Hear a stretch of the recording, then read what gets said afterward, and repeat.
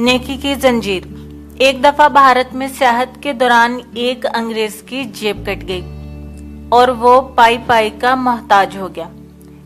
इसी परेशानी की हालत में इसकी मुलाकात एक सिख से हुई।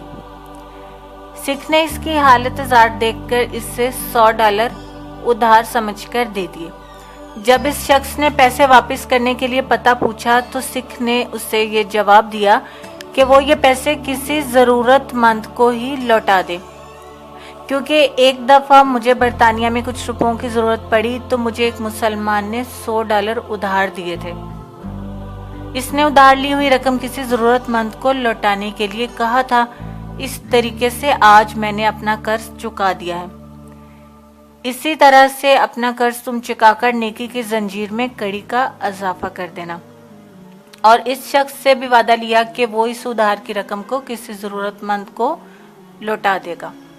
उम्मीद करती हूँ आज की ये छोटी सी सबक आमूज़ कहानी आपको पसंद आई होगी। मज़ीद ऐसी वीडियोस के लिए हमारे चैनल को सब्सक्राइब करें और इससे पहले कि आप ऐसे ही चले जाएं, वीडियो को लाइक भी कर दीजिए और अपने फ्रेंड्स के साथ शेयर भी करिए। होती है कल मुलाकात, तब तक के लिए अल्लाह हाफ़िज़।